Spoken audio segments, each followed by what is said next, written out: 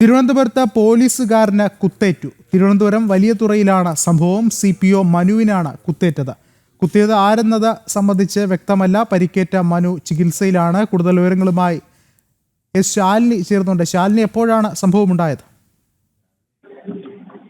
വിഷ്ണു, കഴിഞ്ഞ ദിവസമാണ് തിരുവനന്തപുരത്ത് ഇത്തരത്തിലൊരു ദാരുണമായ സംഭവം ഉണ്ടായത്. തിരുവനന്തപുരത്ത് കുത്തേറ്റത് ഒരു പോലീസുകാരനാണ് എന്നുള്ള സ്ഥിരീകരണമാണ് ഇപ്പോൾ വരുന്നത്. വലിയതുറ പോലീസ് സ്റ്റേഷനിലെ മനു എന്ന പോലീസ് ഉദ്യോഗസ്ഥനാണ് കുത്തേറ്റിട്ടുള്ളത്. കൊച്ചുള്ളൂരിലെ ഇദ്ദേഹത്തിന്റെ വീടിന് മുന്നിൽ വെച്ചാണ് രാത്രി 10:30 സംഭവം ഉണ്ടാകുന്നത്. നാട്ടുകാർ ചേർന്ന് പിന്നീട് മനുവിനെ തിരുവനന്തപുരം മെഡിക്കൽ കോളേജ് ആശുപത്രിയിലേക്ക് മാറ്റിയിട്ടുണ്ട്. പരിക്കുകൾ ഗുരുതരമാണ് എന്നുള്ളതാണ് നമുക്കിപ്പോൾ അറിയാൻ സാധിച്ചിട്ടുള്ളത്. മനു ഇപ്പോൾ ചികിത്സയിലാണ്.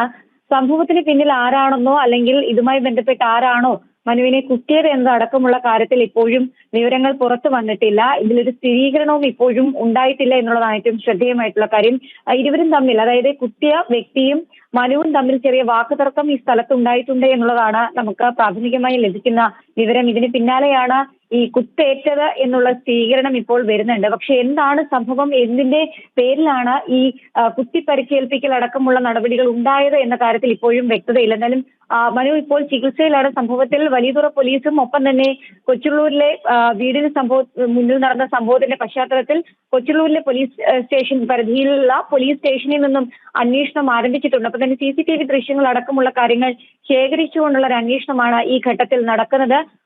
ഏതെങ്കിലും തരത്തിലുള്ള മുൻ വ്യക്തിവൈരാഗ്യവും മറ്റോ ആണോ ഇത്തരത്തിലൊരു സംഭവത്തിലേക്ക് എത്തിച്ചത് എന്നതടക്കമുള്ള കാര്യങ്ങളിൽ ഇപ്പോൾ പോലീസ് ഒരു വ്യക്തത തേടുകയാണ്. എന്തായാലും അന്വേഷണം ആരംഭിച്ചിട്ടുണ്ട്. കുത്തിയ വ്യക്തിയെ പറ്റിയോ അല്ലെങ്കിൽ ഇതുമായി ബന്ധപ്പെട്ട മറ്റു വിവരങ്ങളോ ഒന്നും തന്നെ ഈ മണിക്കൂറിൽ പുറത്തു വന്നിട്ടില്ല. വിഷ്ണു. ശരി, ശാലിനിയാണ് വിവരങ്ങൾ നൽകിയത്.